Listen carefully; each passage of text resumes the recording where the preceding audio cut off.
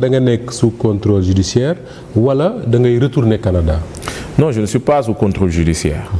Mais j'ai dit pour le moment, je reste ici parce que jusqu'à la libération des autres détenus politiques. Sama conscience mayuma may jël avion di retourner au Canada tant qu'il y a encore les détenus politiques. Et puis beneen bi mooy en ce moment je pense que mon peuple a besoin de moi. Donc je vais rester. Zal Ndiaye mu ne je crois que loolu tontu nga ci mu ne à quel moment nga constaté que le gouvernement au Sénégal jóg na pour xeex ak Kopar Express? Pour xeex ak Kopar Express je ne sais pas mais pour xeex ak man loolu moom yàgg naa ko xam mais bon après musuma xam ni qu'ils vont descendre aussi bas. C'est-à-dire que je me suis toujours dit que c'est quand je vais faire quelque chose qu'ils vont en profiter, ils vont pas me rater. Moi j'ai toujours été prudent dans ce que j'ai fait mais musuma xam ni dinañ wàcc à ce niveau. D'accord. Thierno Baldé mu ne est-ce que da ngay rentrer Canada wala est-ce que boo rentrer Canada yaakaar nga ne di nga fa fekk liggéey ba nga fa bàyyi woon sa emploi? Je pense pas. Je pense que il y a des choses que j'ai perdues que je vais jamais retrouver. Je pense que pour moi j'ai fait le deuil. C'est le Sénégal. Moi j'ai dit comme pare naa pour joxe sama bakkan. su ma si pertee mel ni liggéey tout ça là. Ça ne. Et là il faudra repartir à zéro. Oui, je vais repartir à zéro. Oui. Et puis bon peut-être que voilà. Kémo Sané mu ne lan moo la poussé lan moo nekk sa motivation pour adhérer ci PASTEF?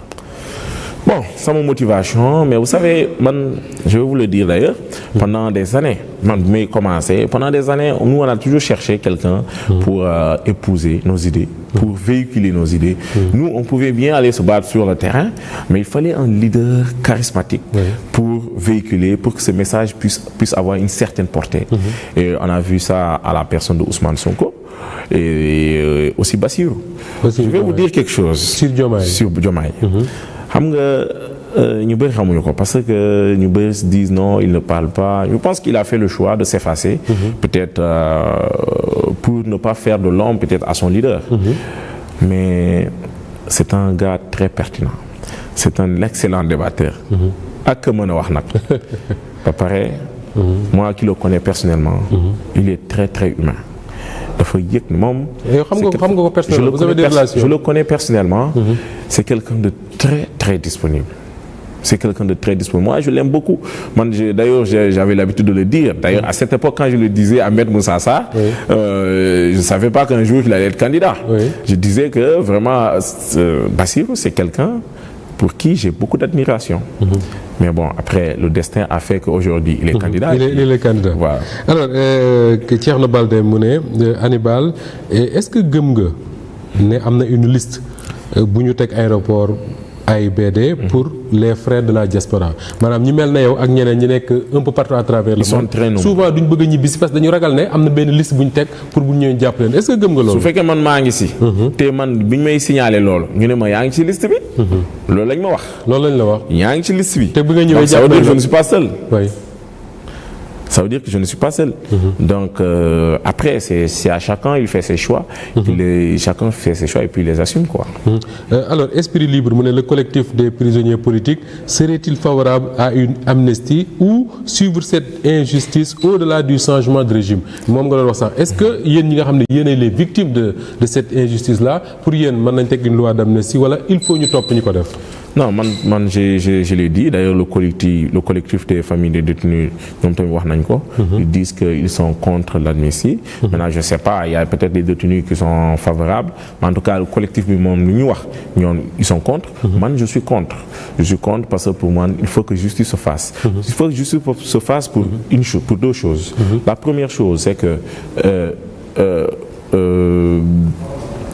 Macky Sall ci boppam régime bi lu ñu def noonu il faut que ça serve de leçon mais aussi il faut que ça serve de barrière au prochain régime qui se disent que attention mën naa fi toog même si y compris nous comme nous on aspire à diriger ce pays là il faut que su ñu ñëwee mu am benn histoire boo xamante ni fii lañ ko fekk wala ñu ñoo ko def ñu atte ay nit parce que dañoo def lii ak lii ak lii ak lii ça va servir à tout le monde, parce que l'être humain, il est ce qu'il est. Ça va servir à l'histoire. Les gens vont commencer à penser 10 000 fois avant d'agir. Voilà. Alors, mënuñu jël question yëpp malheureusement mais kii lim la laaj boog dafa intéressant fan yi la tuddee boppam. mu ne yéen bi ngeen nekkee Rebeuss nan ngeen vivre arrivé wu Juan Branco à la prison de Rebeuss ak génnam. Juan, d'ailleurs je le salue. Man il m'a impressionné. Juan Branco. Parce que moom bi mu ñëwee. je fais partie pratiquement des premières personnes qui l'ont parlé. bi mu ñëwee il a refusé de parler. ba mu dafa ñëw garder silence mu nekk nag nit ku tu le vois il est serein. Serein. Oui, ça m'a un peu d'ailleurs choqué. Parce que je le voyais rentrer à Rebeuss. Il était tellement serein. Boobu ñu ngi ci grève de la faim. Boobu je pense que on était au 8e jour quelque chose comme ça. mu ñëw boobu j'allais à l'infirmerie ma jógee infirmerie ñëw ma gis ko. ma ñëw je me suis arrêté à côté des grilles. ma ne Juan tu me connais? Il m'a dit non. J'ai dit Hannibal. Après là, il m'a embrassé, mon frère, parce que justement, Juan, suñu nit la. Donc ngeen échangé avant. Voilà. Maintenant, bi commencé di waxtaan nag, on a échangé sur plein de choses. Et moom man sax maa ko jox information yu bëri. ci kaso bi. mu am benn sérénité boo xamante ni et moi je me suis dit si Juan il est prêt à faire ce sacrifice là nous les Sénégalais war gisoo ci moom titre ragal non gisuma ci moom titre d'ailleurs ça m'a étonné. J'ai trouvé ça très bizarre d'ailleurs bi ma duggee sama kii ma koy tooñ may naan mais gi waagala parce que vraiment ki ma gis ni moom ragalul tiitul ba pare dafa ñëw solul daal mu ne du sol daal. mu ne du sol daal. oui mu ne du sol daal gars yi wax ba sonn mu bañ même ba muy dem sax. ba muy génnoon di dem rencontrer juge Mamadou Seck. solul daal. tànku neen la demee. oui di dox nii ak Rebeuss nu mu saltee di dox nii. ma ne attends après nag foofu laa ko wax nii. Le peuple sénégalais ne va pas oublier votre sacrifice. Je pense que. Ceux qui sont dehors en train de se battre savent que vous avez fait un geste et que eux n'ont pas droit à l'erreur. Du tout. Ne doivent pas reculer en aucun cas. D'accord. Hannibal Djim, on a fait 2 heures d'émission, alors qu'on avait prévu d'en faire peut-être 1h30. Mais une dernière chose, ñi nga xam ne ñoom nga bokkaloo nekk en prison. am na ñu génn am na ñu fa des. tey jii ban message ngay lancé ñi fa nekk ba léegi génnaguñu ak ñi nga xam ne génn nañ. war a recommencer une nouvelle vie comme yow. pour ñi nekk ci biir kaso bi. li ma bëgg wax rek mooy soyez fort soyez digne parce que ñoom. ñi nekk ci biir kaso bi. ñu koy affronter dignement.